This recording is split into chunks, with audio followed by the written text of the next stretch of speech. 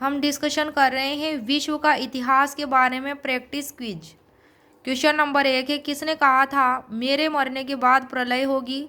तो ऐसा लुई 15वें ने कहा था। लुई 14वें का वाक्य था मैं ही राज्य हूँ।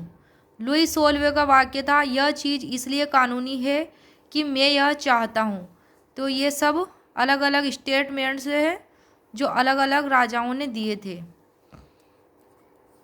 तो लुई 15वें का कथन था मेरे मरने के बाद प्रलय होगी।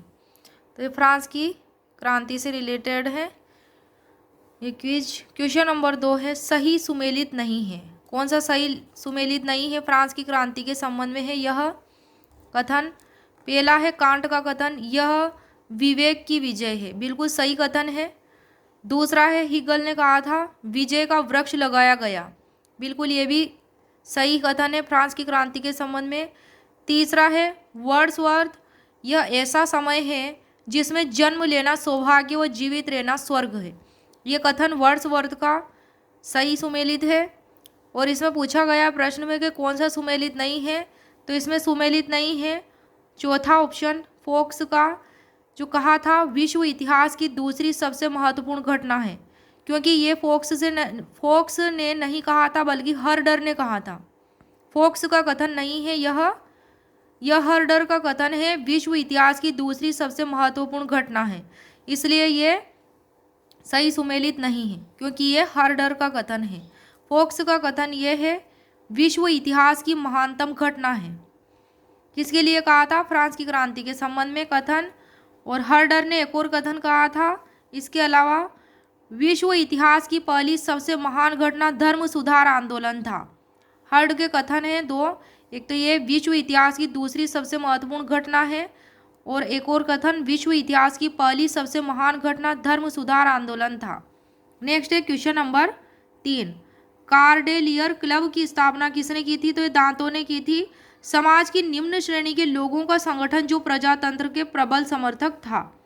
क्वेश्चन नंबर 4, 1830 की जुलाई क्रांति कहाँ हुई थी? तो ये फ्रांस में हुई थी 1830 की जुलाई क्रांति। नेक्स्ट है क्वेश्चन नंबर 5, फ्रांस की क्रांति का स्वरूप था बुर्जुआ। क्वेश्चन नंबर 6, फ्रांस का राष्ट्रीय दिवस मनाया जाता है 4 जुलाई को।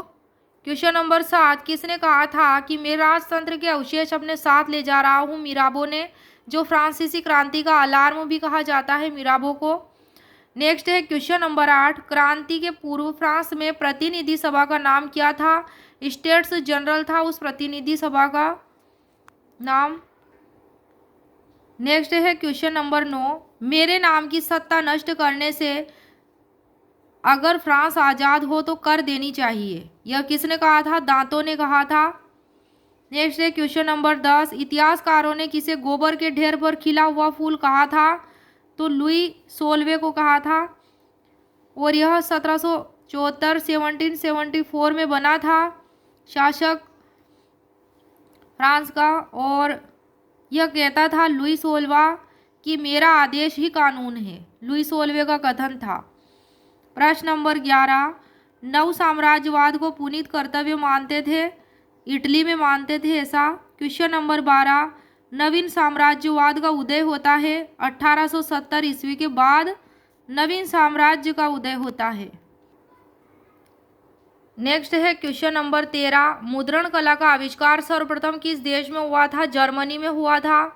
Question number 14, letters from farmers की रचना किसने की थी? चार्ल्स डिकेंसन ने की थी और यह टाउनशेंड घोषणा के विरोध में की गई थी। इसकी रचना लेटर्स फ्रॉम फार्मर्स की रचना चार्ल्स डिकेंसन द्वारा।